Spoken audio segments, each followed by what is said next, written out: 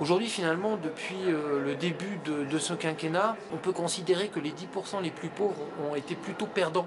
On sait parfois qu'il y a un décalage assez important entre les discours du président et la réalité du terrain.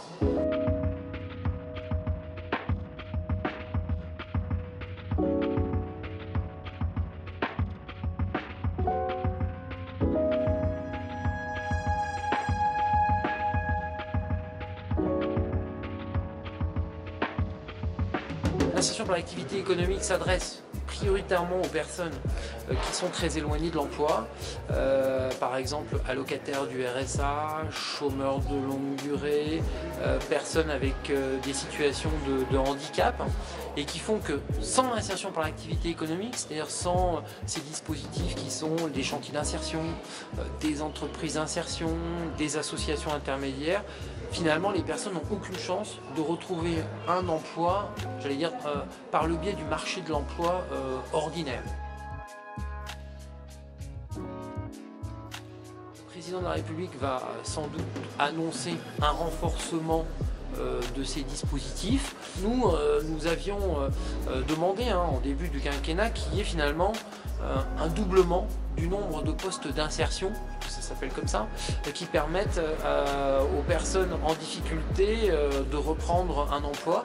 Aujourd'hui, il y a 140 000 postes dans l'insertion par l'activité économique. On nous annonce plutôt la création de 5 000 postes d'insertion par l'activité économique par an. Ce ne sera pas suffisant pour réduire le chômage de longue durée. Ces personnes ne bénéficient pas de la reprise économique ni de l'amélioration du marché de l'emploi.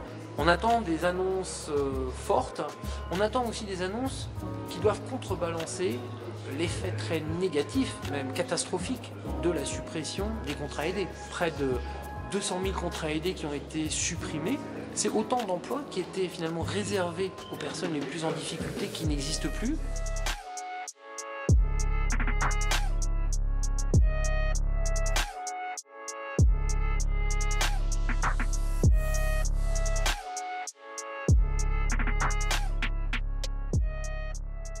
Il faut un coup de pouce sur l'emploi, il faut aussi un coup de pouce sur le montant du RSA pour permettre finalement aux personnes les plus pauvres, c'est-à-dire les Françaises et les Français qui vivent avec des revenus compris entre 600 euros par mois et 700-800 euros par mois, finalement de ne pas subir des baisses de pouvoir d'achat et une dégradation de leurs conditions de vie, puisque notre analyse, c'est que depuis le début de l'année 2017, les 10% les plus pauvres ont plutôt perdu du pouvoir d'achat qu'ils n'en ont gagné.